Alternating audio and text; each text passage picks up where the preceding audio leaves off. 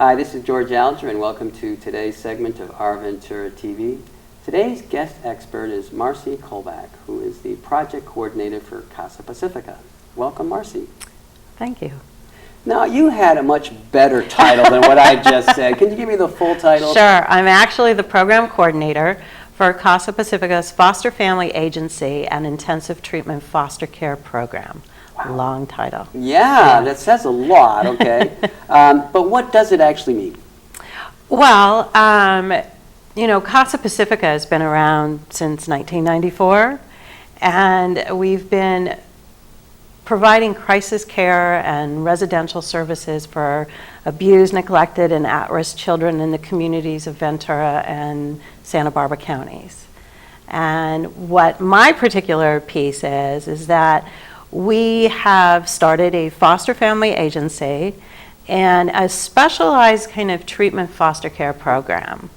And what that means is that we're out there looking for special people and to be foster families for our children that need a safe and secure home environment.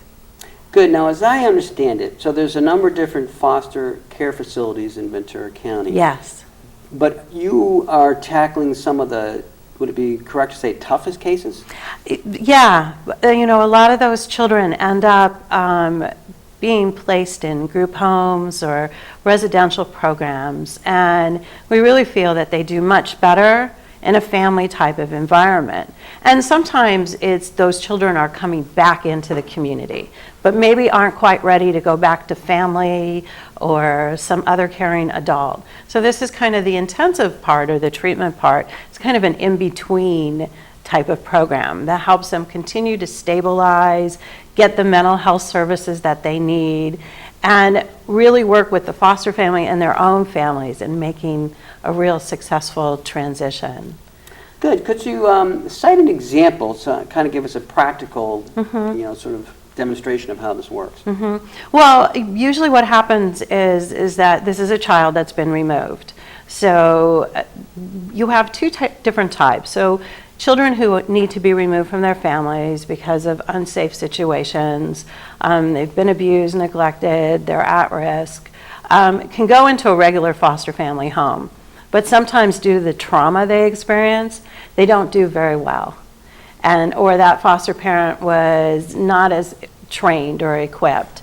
So we developed a program where we really train foster parents. It's over 60 hours worth of training, and we teach them to understand the trauma that that foster child has gone through. And so the child might then, maybe they didn't do well in a foster home, so they put them in a more group structured environment. And so they've been there for a while, and so they've done really well. And now they're ready to go home, but maybe home's not quite ready.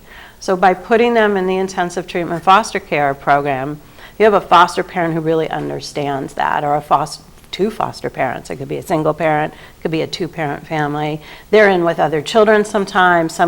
In the intensive treatment foster care program, we only put one type of intensive treatment child at a time in the home because they take a lot of attention, a lot of care. But that doesn't mean other children can't be in the home or other foster children. So it's really working with that child, and we bring in a therapist, we bring in what we call a support specialist just for the youth, and then we bring in like a social worker case manager that really tries to tie everything in for the child. Could you speak to the type of foster parent that might embrace this program? Yeah, that's a very special person. I think anybody that wants to be a foster parent is a really special person, and I really think they do it just out of the goodness of their heart. They don't get a lot of kudos. It's parenting, you know, but you're parenting somebody else's child, and you're parenting a child who's come from with all kinds of baggage. You know, their suitcase is pretty full. And so that type of person really needs to make a commitment, you know, and really needs to take a look at themselves, because sometimes these kids aren't very nice and they're not very loving. They're tough, and they've been through really tough situations. So we look for people that can do it with a time commitment, No, in the intensive treatment program, it's a short-term program. So the children are usually in their home for 6 to 9 months. So you're looking for someone who's not planning to do adoption, or, you know, sometimes it could end up being a long-term commitment to them, but that particular program is strictly a short-term treatment type of program. And you're really working really hard to get them back to home. You know, and so you have to be open to working with their family, working with lots of people coming in your home. It's intense. You know, we're in your home maybe 2 to 3 times, 4 times a week. We're available to our families 24/7. My phone is always on, the staff's phone's on. We're available for crises during weekends. So it's really a 24/7 support program so that that child's successful. So you have to be open to having lots of people, you know, be in your life in addition to having this child. So these would be saints. Yes. Jeez. But you know, they're really good people, and there are a lot of good foster parents out in Ventura County already, you know, and so they're really just unique, wonderful people. And so we're constantly, and there's plenty out there that can also do that. And so we're constantly looking for foster parents, constantly. There are over 900 children in Ventura County alone that in what we call out-of-home care. And not all of them are in foster homes. They could have been they're with a different relative, they're with a coach, they're in a group home, a residential facility. But about, I want to say 300 out of that 900, so it's a small amount, are in foster homes. And so on the average, the county can take in anywhere from 30 to 40 kids a month. So homes are always needed. And, you know, you always hear the story of the foster child that went from home to home to home. And what we're trying to prevent with the intensive treatment foster care program is that. So if foster parents are really well trained and they get some good skills and good support, then we're going to do less and less of that. We're going to keep those kids out of group homes, out of movement from movement, and really trying to find them a permanent plan. And in the bigger picture, maybe you could speak to the growth or decline of foster children needs. I mean, are you finding that, for instance, I don't know, let's just arbitrarily say in this century, is the needs for foster care greater than they were at the end of the last century, or is it about the same? I think probably the need has grown. Okay. You know, I think people are much more aware of abuse and types of abuse. So I think our reporting of it, you know, and anybody can report it. So I think that's increased. I think we're much more aware of unsafe situations for children and youth. So I think the need for foster homes have increased, but I think fostering's been around forever. I think people have always taken in other people's children and have always cared for them. I think the system now is a much more formalized system, but I think the need is there. Is it greater? That's hard to tell. There's a lot of work right now keeping kids in homes and really providing them. In our other programs at Casa Pacifica, out in the community, that's our goal, is to strengthen those families and give them supports and keep their kids in their home. So the movement's kind of equal, or helping those children that go from foster home back to their families, really working with those families. So I think it's much more of a collaboration, you know, for kids, and it really benefits the children all around. I wonder if you could cite a success of someone who has come through the program, because it's probable that folks have heard of foster care situations, but may not have heard of the benefits of someone going through such a program. Well, I think everyone assumes that the parents are really, really bad and they can't change. And I really think that that's a myth. And so if a youth is removed and that parent does everything they need to improve situations, then, you know, that's a success. You know, I think we're all able to look at ourselves and improve. And so foster parents really, I think, look at their role as, right now I'm helping and giving this child a safe environment so that they either find their permanent situation or they get to go back home.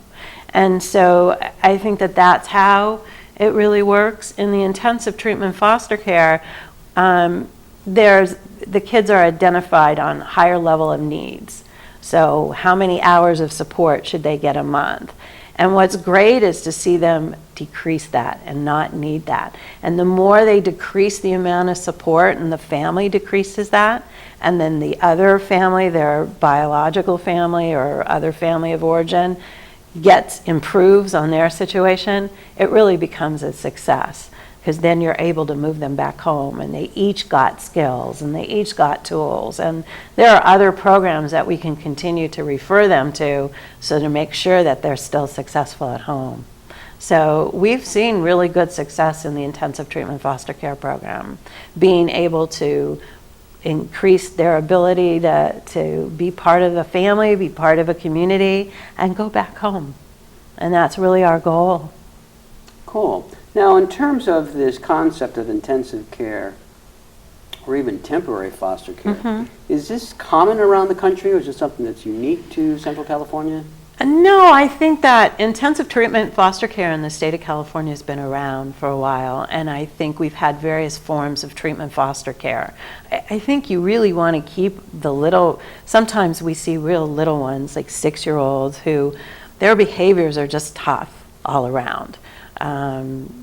Hitting, biting, using language, and it's all based on maybe what they saw, and the trauma they experienced. And a 6-year-old isn't really good at verbalizing how they're feeling. They're usually doing that. And so it's really tough to want to put that 6-year-old in a group home or a residential. But on the other hand, for a foster parent, any parent, that's tough 24/7. So if you can help kind of train and educate that foster parent and give them the support, then they should be able to help that child. So, I mean, a 6-year-old is really the youngest that we might see in the intensive program, but our kids can range in age all the way up to 17, almost 18. So it's just trying to keep those kids in a home and community environment, because that's where they're going to go back. That's where they're going to live. That's where they're from.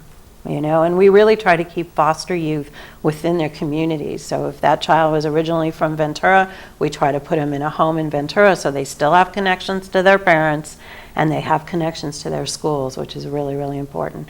As you hear, foster kids go from school to school to school, and that's tough on their education. So all of this. So the state of California has had a commitment to this for a long time. I think there's been a national commitment to treatment foster care for a long time, because we really feel that kids belong in homes, not in, kind of institutional group home types of settings. Yeah, I like that philosophy. Yeah. Marcie, we're just about out of time here. I wonder if you could provide us 2 things. 1, a website where viewers could get more information. And 2, is there some summating message you'd like to convey to the viewers? Okay. Casa Pacifica has a website. All our programs are listed, all our services, all the contact. It's www.casapacifica.org. And it's not hard to be a foster parent, to become one. They can contact me through our website. They attend an orientation. They just need to be able to financially support themselves, go through background clearances, have a bedroom, and really that's basically it, and go through the training. It's a very easy process, and we desperately need foster parents. Well done for what you're doing. Thank you. Thank you, and thank you for giving me the opportunity to talk about my program. Great to have you here. Thank you. This is George Alger signing off for this segment of Our Ventura TV. Until we meet again.